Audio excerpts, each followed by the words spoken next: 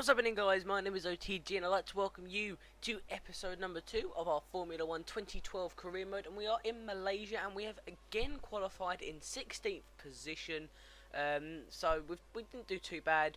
I kind of struggle in qualifying, as I always do, and I've literally changed it all now, all my setup, and there's no assists. And as you see, once again I make a stupid mistake on the first corner and I ruin it, so I just say I'll just restart the race. So this actually happened again.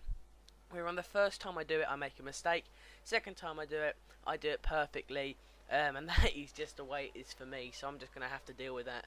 I might get a race where I just do it first time perfectly, but it turns out that the second start is actually a lot better. I get off to a really good start, I get away from all the drivers around me, but then they start to pull away a little bit. Obviously I've gone for a setup that means I've got low gears around the track, so I've gone for the lower gears to give me more speed around the corners. Obviously I've got the two main straights around the third sector, so that might give me a disadvantage going around there, but hopefully it will be a positive, and it's really just to get around these corners in the highest possible speed. I'll be on the rev limiter down the back straight and the home straight, so that's kind of a downfall, but it's not bad. And as you can see, I've moved all the way up to 7th place. I have a little bit of contact there with Felipe Massa, and Sergio Perez tries to take me around the S's of Malaysia, but he fails miserably. But Massa then begins to pull away, so I have to try my hardest to keep him within a distance and also save some fuel. I think I've given myself extra overlap so I can go rich fuel most of the time, and I've turned ABS off, I believe it is now. It turned out I did not turn it off when I thought I did, and I'm finding it so much more easier with ABS off because it seems to be more simple and more easy, and it feels like I'm going faster on the corners now, and it's more realistic, of course. But Malaysia is one of them tracks I don't really look forward to. Australia I enjoy because it's obviously the first race. Malaysia and China I just find really, really horrible, and I don't like them at all. I never seem to do very well around them tracks, and as you see now, Sergio Perez is going around my outside trying to get that, and he does in fact, but can he make it stick? He's gone for the inside line, and his braking has to be a lot earlier. I lock the brakes a little bit, but I hold it together around the final corner of the lap, and we come on to lap 2 of the race, and you can see the gap that's pulled out between us and Massa. And well, we're going to have to hopefully try and catch them within the next few laps, otherwise I am going to be staying around 7th place, and I doubt that this IA are going to make any AI, isn't it? AI, why do I call it IA? AI are going to make any mistakes. I cut the corner. I don't see how that really is technically cutting the corner. I felt like I hit the apex okay there, but that's going to be the way it is. We're going to have to keep driving and try our best to get up there. I set a fastest first sector, but you always do on the second lap, and I'm actually really fast in that first sector. I think the AI are just really slow for some reason.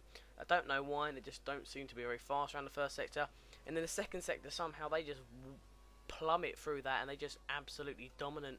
And I don't know what it is about them in qualifying, but hopefully I'll be getting a pole position sooner or later in this race. What I'm going to be doing is, in the first season we're going to go professional difficulty, and in the second season we're going to go for a legendary difficulty to make it a little bit more interesting. But hopefully we'll get an offer from a major team, I don't know, like maybe Lotus or Mercedes, which could really help me halfway through, and then we'll challenge one of the Red Bulls or Ferraris or McLaren to get one of them top spots going into the second season of our career mode.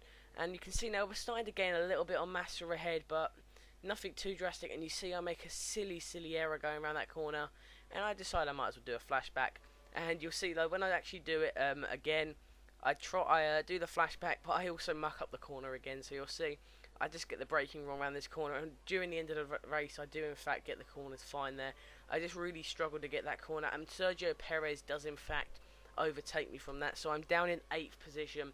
I'm going to have to try my very hardest to try and overtake Sergio Perez, because I will not be keeping up with him, because he is a very, very fast car.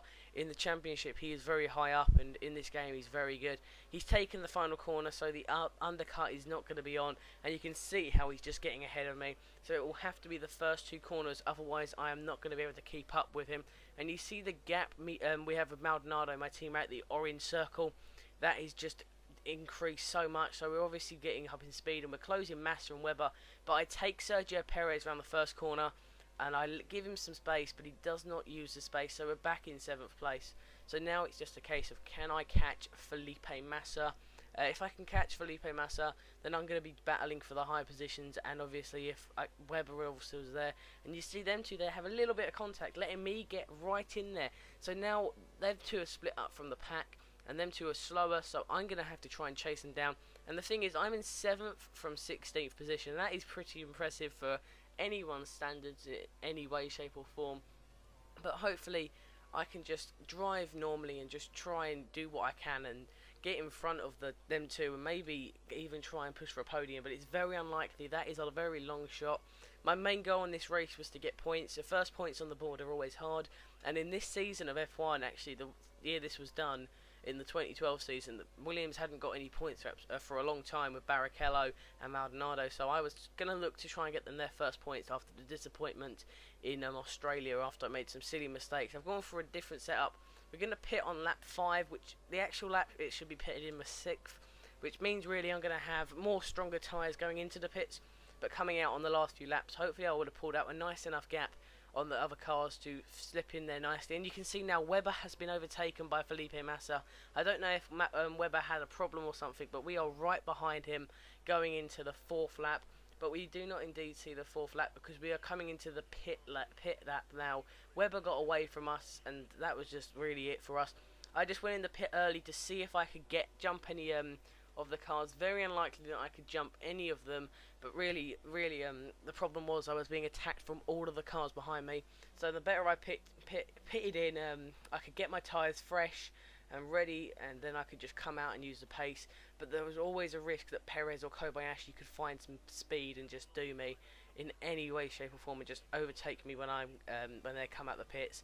So I've gone the lean fuel mix for the next few laps to save some fuel, and then I come back out onto the faster fuel mix, and in fact Sergio Perez does in fact get me through the the corners, and Kobayashi actually gets overtaken by Grosjean. So we're now actually onto the last few laps of the race. There's nothing happened. I've just been driving it normally, but the problem was Grosjean in Australia was a problem for me, and I was very worried that he would be a problem in this race. The tyres were at their optimal speed but a few laps ago, but now they were dropping off a little bit, obviously because I pitted earlier. I had 3 laps plus fuel, so I was in the fast fuel mix, just trying to get away from Grosjean and hopefully get the points and secure a chance for Williams to be challenging like the Mercedes and the Lotus for constructor this year. But I'm going to have some help from my teammate Maldonado. He out-qualified me, but at the moment I keep out-racing him. My race pace is better than my qualifying pace, and obviously the first lap of the race, the AI are very, very slow. And you see there I'm going a little bit wide, so the tyres are coming off the wall a little bit. They're coming off the cliff, and it seems like I'm going to be struggling a little bit. I just don't want to go wide or have any damage on my car, so I can hold it all together and defend against Grosjean to the best of my ability. And you see here now, this is the way I would take the corner normally. And you see I've got the corner perfectly down to an inch now from what we'd had in the first few laps. I've always struggled with the second from last corner because it is a really weird one, and it's also the same in Austin in America. And we come round onto the final corner. I lock my brakes a little bit, and I don't go to the apex, leaving a little room for Grosjean if he wants to go past, but he decides he wants to stay where he is. I reckon Grosjean wants to get the points because Raikkonen is actually very low down the field. Raikkonen has a very poor race, and you see there I do a little bit of a swerve there just to defend myself against Grosjean. I knew he was going to make a little move. I know it was a little bit naughty, but at the same time I have to try and defend my best. I should have let Grosjean really, but I mean, come on, I was desperate at this stage. But Grosjean's kept the position, and now he just has to try and keep up with me. But he will definitely be back on my tail to get the race done and dusted for him. 9th place for Grosjean isn't bad, but the Sauber and Perez has pulled 14 seconds off on me after they got me in the pits. That just shows you the pace difference. So I'm going to have to try and get the upgrades in on the car as quickly as possible, and also try and find a good setup for each track. I felt like this was a good setup for the track, just not the best. The car's obviously not going to be able to keep up with the lot in front, so we're just going to have to try our very, very hardest to keep this clean for the next few laps. Don't hit the apex, miss it a little bit because I braked a little bit dodgily there, and hopefully we can just in the 3rd sector set our fastest and just defend against Grosjean. Otherwise, if Grosjean does go for any moves, I will be very, very vulnerable because I'll be very, very tentative. So if he goes up my inside, I'm not going to try and defend him and crash into him. I wouldn't even do that if I was not, but I would be very, very defensive. Going on to this back straight now, Grosjean has so much more pace than me in the Lotus Renault. All he has to do is go up my inside and take me cleanly, and he's got me. But I am going to defend for my life. I do not see the arrow from Grosjean. I do not want to look, and I just take the apex, just a little bit going wide, take the corner, and I do in fact finish in 8th position. Grosjean doesn't want to make any moves, and you can see how much Maldonado's caught on us. That is just showing you how much of a difference, and I am over the moon about that. 8th position in the Malaysian Grand Prix, guys. Thank you for watching. My name is OTG. Hopefully we'll be doing another video of this as soon as possible. First points on the board. I'll see you guys in whatever my next video is. Bye, guys.